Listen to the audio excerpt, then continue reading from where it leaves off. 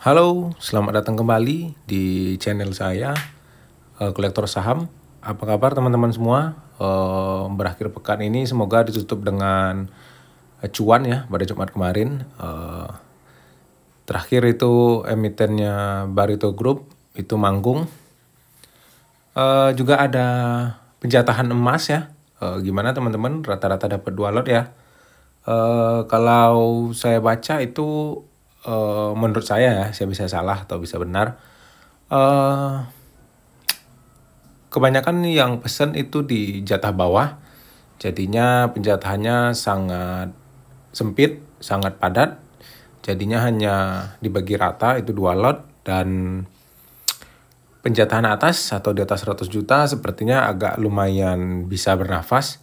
Jadi tidak terlalu rebutan, dibuktikan dengan penjatahan bisa di atas 3% ya. 3 sampai bahkan ada yang saya lihat hampir 6% itu teman saya.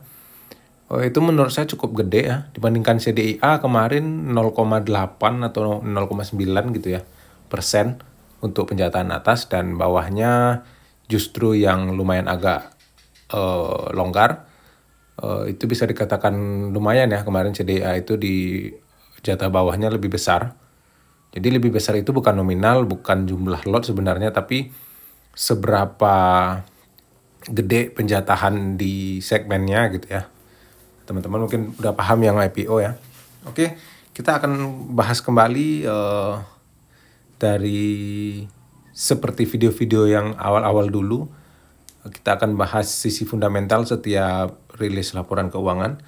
Di sini BMRI, di mana BMRI cukup ketinggalan, tidak seperti yang lain, BRI dan ya BRI lah ya, itu udah mulai dinaikkan, sudah mulai diakumulasi, ya intinya naik karena memang diborong asing, intinya itu ya. Jadi fundamental ini hanya bumbu sebenarnya, dan bagaimanapun kita lihat buktinya itu ada data bahwa 2 bulan terakhir persisnya itu investor lokal net sell, dan di 2 bulan tersebut juga investor asingnya nampung, dan 2 bulan tersebut juga harganya naik. Tidak seperti Mandiri ya, baru 1 bulan terakhir, dan berkurangnya itu baru sedikit investor individualnya. Jadi ya intinya itu ya, harga saham itu sangat atau memang hanya dipengaruhi oleh supply and demand, dan untuk fundamental itu diperlukan bagi investor yang memang ingin investasi dan bukan hanya mencari kenaikan harga ya. Jadi nanti ini kalau videonya kepanjangan, kita mungkin akan bagi jadi 2 video ya. Baik, kita coba buka. Ini yang sudah diaudit ya, kinerja BMRI pada semester 1 2025 sebenarnya masih memperlihatkan fondasi yang kuat, namun dengan beberapa catatan serius. Di sisi profitabilitas, ada pendapatan bunga dan syariahnya ya, bunga syariah bukan bunga sih, adalah sebutannya gitu ya. Itu secara neto naik 6,7% menjadi 52 triliun. Itu bisa teman-teman lihat ya, pendapatan bunga dan syariahnya. Ini sengaja saya capture karena sepengalaman sebelumnya kalau buka langsung di PDF sensitivitasnya sering lari ya, jadi agak susah. Jadi saya di poin-poin yang saya bahas itu sudah saya capture. Lanjut, pendapatan bunga dan syariah naik ya, 52 triliun dan menyumbang secara keseluruhan 71,4% dari total pendapatan operasional, di mana itu 73,3 triliun, tumbuh 4% dibanding tahun lalu, dan kredit bruto ikut naik 2% dari 1.623 triliun menjadi 1.656 triliun. Ini menandakan intermediasi tetap berjalan cukup sehat. Lalu ada fee based income, itu menopang dengan provisi dan komisi tumbuh juga 10 di atas 10% lah ya, 10 tipis gitu, menjadi 11 triliun.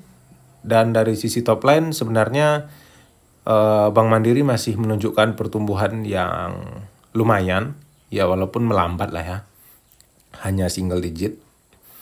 Jadi meskipun begitu, margin tetap harus diakui mengalami tekanan karena menurun ya. Dan proxy NIM-nya turun, net interest margin-nya dari 67,9% ke 64,2% karena beban bunga yang naik. Ya, semoga ke depan karena ada cut rate ya, itu bisa membantu. Beban bunganya naik 26%, lebih cepat dibanding pertumbuhan pendapatan bunganya yang hanya 12%. Operating profit-nya juga merosot. Ya intinya semua marginnya itu turun lah ya. Ini kita slide-kan gitu ya. Merosot dari 51,8% menjadi 45,6%, cukup jauh. Sementara net profit margin jatuh dari 41% ke 36%. Akibatnya laba operasional terkoreksi 8% ke 33 triliun dan laba bersih turun 8% ke 26 triliun. Jadi kata kuncinya laba bersih BMRI turun 8%, oke ya. Penurunan ini jelas memperlihatkan bahwa pendapatan yang tumbuh tidak sebanding dengan perubahan atau lonjakan biaya yang ada serta beban-bebannya. Dan jika ditelusuri lebih dalam, beban operasional ya naik, yang lain-lain naik 25% menjadi 32 triliun. Lalu beban promosi juga naik 228%, sangat besar. Bisa teman-teman lihat di perbedaannya ya dibanding laporan sebelumnya, laporan keuangan sebelumnya. 228% menjadi 2,7 triliun. Dan beban provisi dan komisi itu naik 377% menjadi 1,7 triliun. Biaya transaksi ATM dan kartu kredit naik 118% menjadi 856 miliar. Serta penyusutan dan amortisasi juga naik 25% menjadi 2,8 triliun. Lalu beban umum dan administrasi secara keseluruhan naik 34% menjadi berapa itu ya? Maaf ya kalau kurang jelas, nanti resolusi videonya tolong dinaikkan aja. 14,28 triliun. Itu ya yang di bawah, yang di atas lain-lain itu ya. Kenaikan biaya non personalia ya. Inilah yang menjadi akar masalah utama untuk sisi beban umum. Lalu ada beban gaji dan tunjangan. Sebenarnya naiknya tipis ya, tapi kenapa viralnya di sisi ini ya. Jadi saya sempat menemukan beberapa video yang mengulas laporan keuangan BMRI juga bahwa segmen ini yang sangat disalahkan ya. Katanya beban gajinya naik, direksi dan karyawan-karyawannya naik gaji di saat pelambatan kinerja. Tapi sebenarnya kalau kita lihat lebih dalam, ini hanya naik 6% menjadi 12 triliun. Data kompensasi dari catatan 49 memperlihatkan pegawai non-manajemen menyerap 12,19 triliun atau 94% dari total kenaikan, 18% year on year. Sementara kompensasi direksi dan komisi, direksi dan komisaris ya, turun tajam karena perbedaan pencatatan bonus dan tantim. Tantim katanya mau dihapus ya di BUMN. Direksi totalnya hanya 147 miliar. Ini sebenarnya turun 84%, cukup besar turunnya ya, bagus. Dan komisaris 47 miliar, turun juga 87%. Jadi rata-rata per orang gaji direksi itu naik tipis sebenarnya. Tapi secara keseluruhan itu turun karena mungkin ada yang dipangkas beberapa kalau di pemerintahan itu mungkin lain-lainnya gitu ya. Tapi gaji per orangnya itu naik tipis 1,8 miliar. Namun bonus per orang itu juga despike dari 10,9 M ke 84,5 juta. Artinya kenaikan beban SDM ditopang pegawai operasional. Jadi bukan pucuk manajemennya ya, bukan direksi-direksi. Lalu kualitas aset sebenarnya, ini aset ya, relatif aman. Beban CKPN turun 8% menjadi 6,4 triliun. Meskipun kredit brutonya naik, lalu saldo CKPN naik tipis 1,3% menjadi 50 triliun. Dan CKPN coverage masih tebal, 251%, cukup bagus, tidak perlu ditambah ya. 251% terhadap NPL gross yang 19 triliun. Itu naik ya dari sebelumnya 18 triliun. Dan rasio NPL gross itu hanya bergerak dari 1,1% ke 1,2%. Sebenarnya masih dalam batas sehat dan termasuk rendah, cukup bagus masih sejauh ini. Karena memang ini segmennya korporasi ya, bukan UMKM. Lalu kredit restrukturisasi naik 2,9% menjadi 91 triliun dengan mayoritas masih cukup lancar. Dengan buffer cadangan yang cukup besar ini, resiko kredit sebenarnya masih aman terkendali. Lanjut segmen kredit ya, portofolio kredit. Ini menunjukkan diversifikasi hasil dari buah pemikiran manajemen dan sejauh ini cukup bagus menjaga kinerja. Yang pertama dari segmen corporate banking itu 511 triliun atau 30,9%. Lalu retail 402 triliun, itu 24%. Lalu ada komersial 300 triliun mewakili 18%. Dari jenis kredit investasi 402 triliun atau 24%. Modal kerja 378 triliun, 22%. Konsumen itu 355 triliun, 21%. Dari sektor ekonomi kelompok, perdagangan jasa dan hotel, konstruksi tambang dan lain-lain, itu mendominasi 898 triliun. Atau lebih dari separuh ya, 54%. Jadi struktur ini memberi stabilitas namun masih cukup sensitif sebenarnya terhadap siklus ekonomi domestik atau politik ya. Ya, tapi masih cukup safe lah jika harus dibandingkan dengan BRI yang fokus terhadap UMKM. Dari sisi pendanaan, BMRI sebenarnya cukup bagus dan mempunyai pertumbuhan, khususnya dari DPK, dana pihak ketiga yang sangat impresif. Total simpanan naik 9,4% dari 1.582 triliun, lebih tinggi dari pertumbuhan kredit. Lalu giro tumbuh 11% menjadi 633 triliun dan tabungan juga naik 2,8%, hampir 3% ya. Itu menjadi 596 triliun. Dan deposito yang paling tinggi peningkatannya itu 18% menjadi 351 triliun. Jadi loan to deposit ratio atau LDR-nya turun dari 112% menjadi 104. Jadi secara regulasi ideal LDR itu menurut BI dan OJK berada di kisaran 78% sampai 90-an% ya. Batas atasnya 94 lah batasnya gitu ya. Jadi angka 104 jelas di atas ambang, artinya BMRI menyalurkan kredit cukup agresif dibanding dana yang dihimpun. Namun karena indikator likuiditas yang solid di dalam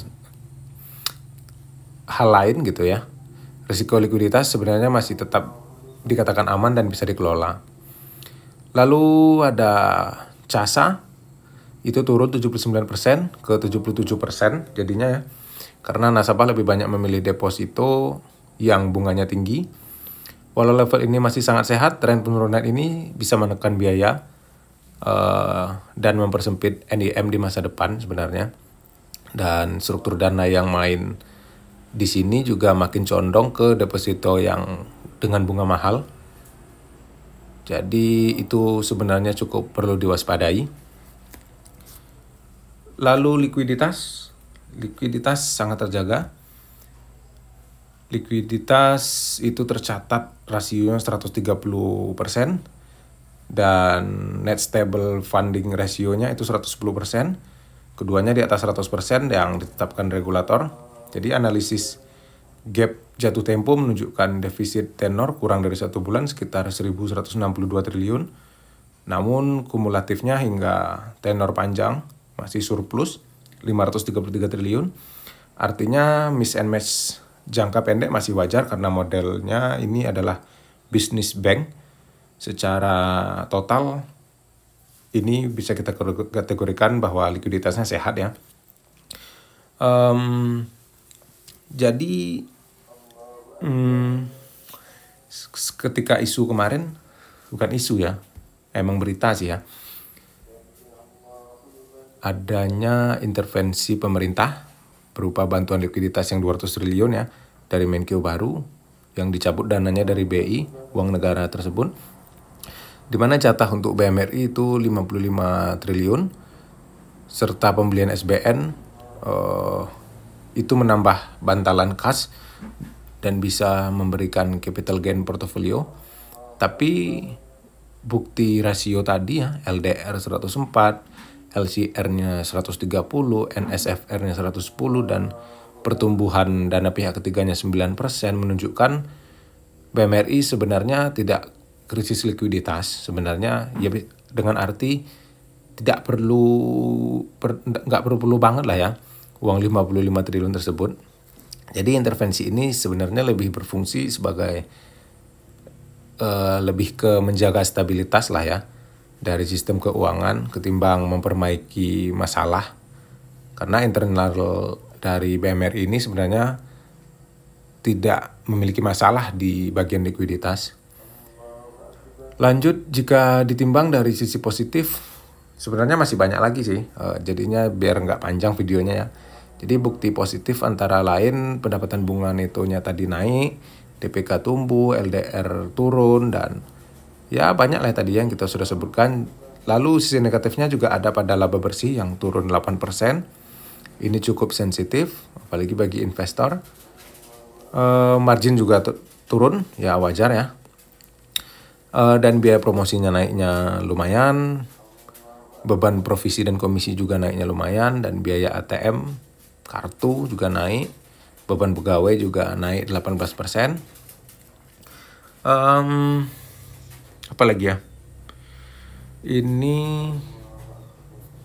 kalau kita bedah dari dalam laporan keuangan per semester ini, likuiditas kualitas kredit sebenarnya masih tergolong solid. Ini bisa kita lihat gitu ya. Tapi mulai ada tanda-tanda yang perlu diwaspadai atau perlu dicermati dari total kredit bruto sebesar 1.655 triliun. Mayoritas masih berada di kategori lancar dengan porsi 95%, bisa teman-teman lihat. Atau itu 1.584 triliun. Jadi angka ini tumbuh 1,9% dibanding akhir 2024 lalu dan sejalan dengan pertumbuhan total kredit yang 2%. Artinya ekspansi penyaluran pinjaman masih tetap terjaga kualitasnya. Dan untuk kategori lancar ini Bank Mandiri tetap menyisihkan cadangan sebesar 18,2 triliun sebagai antisipasi. Ini menunjukkan kehati-hatian yang oke, meskipun portofolionya masih dalam kategori sehat. Yang menarik adalah di kategori dalam perhatian khusus, posisi ini naik 2,4% menjadi 51 triliun atau 3% dari total kredit. Kenaikan ini lebih tinggi dari total portofolio, memberi sinyal adanya sedikit peningkatan risiko lah ya.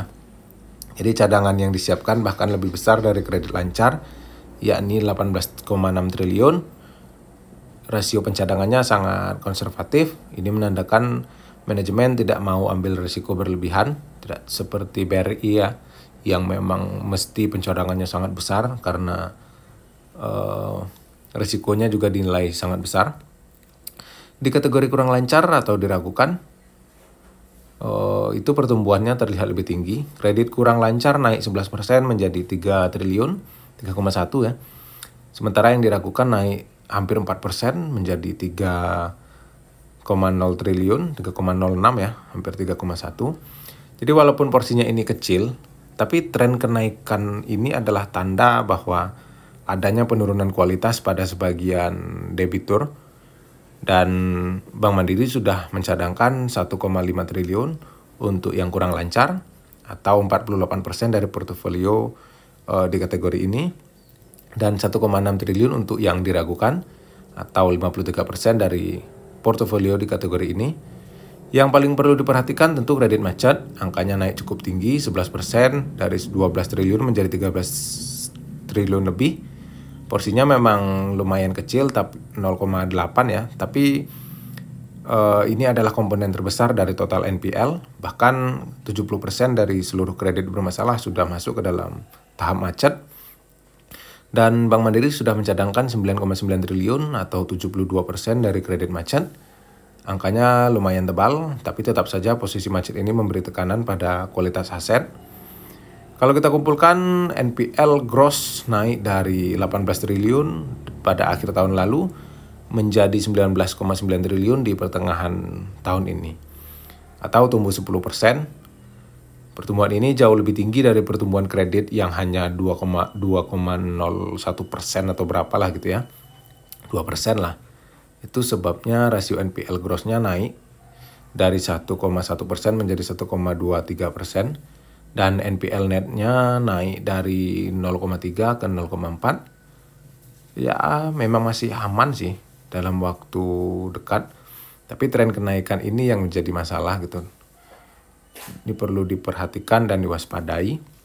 Jadi kalau ditanya dari mana sumber NPL terbesar, ya cukup jelas dari sisi sektor ekonomi, kategori lain-lain yang mencakup perdagangan, restoran, hotel, konstruksi, dan sejenisnya, itu menyumbang NPL 8,9 triliun.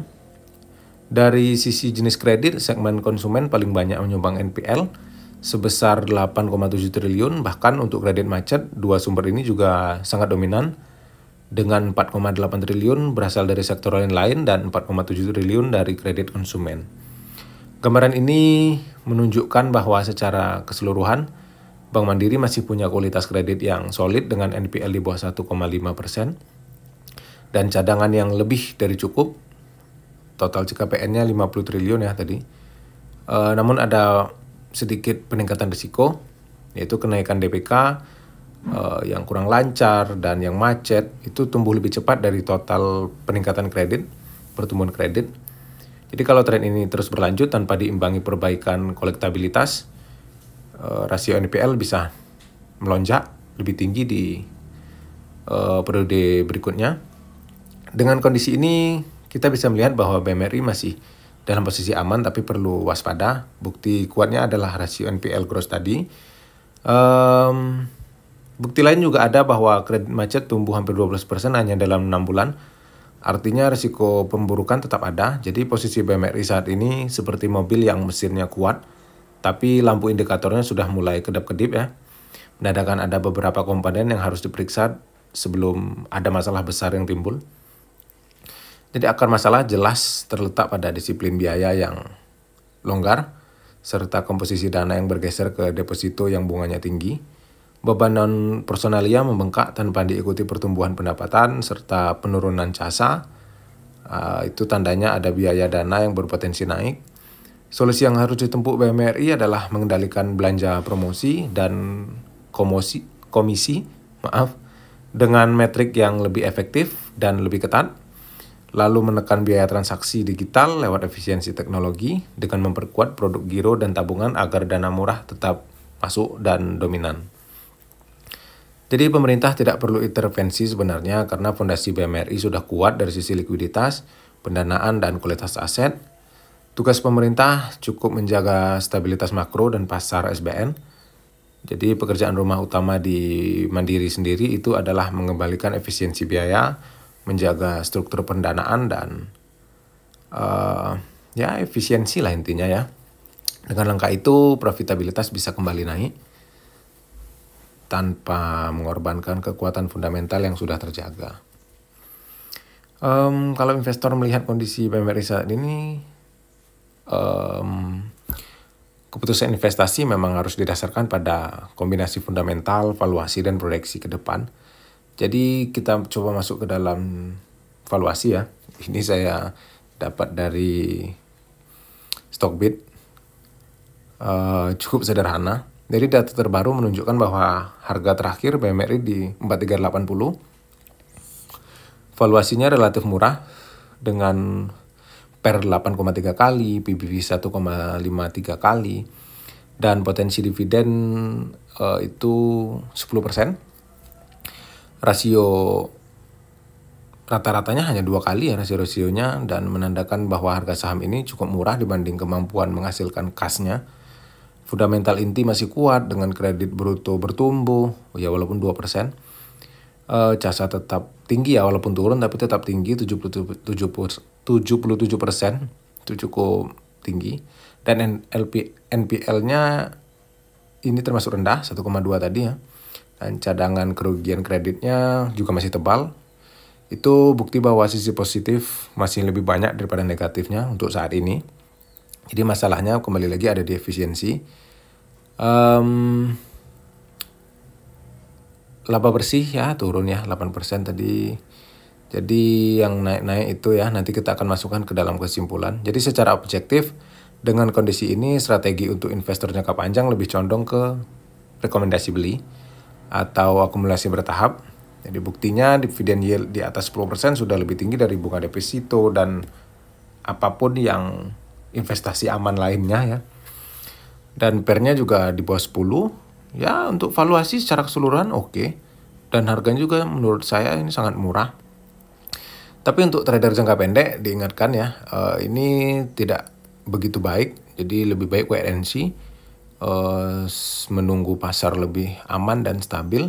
Jadi pasar masih bisa menekan harga kalau laba kuartalan berikutnya kembali turun atau biayanya tidak dikendalikan, karena ini ada nanti laporan-laporan bulanan ya, bisa menjadi sentimen tentunya. Jadi keputusan bisa beda tergantung horizon investasi masing-masing.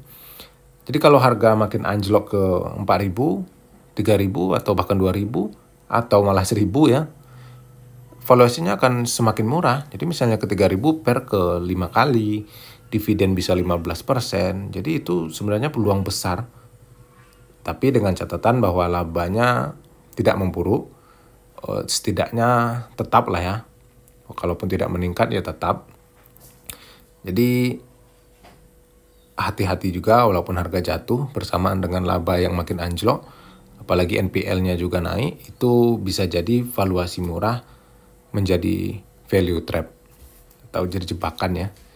Jadi kalau laba misalnya anjlok 20%, 30% dan kualitas kredit lebih memburuk lagi ya, katakanlah NPL-nya tembus 2 atau 3%, tentu cadangan akan cepat tergerus dan laba bisa tertekan lebih dalam.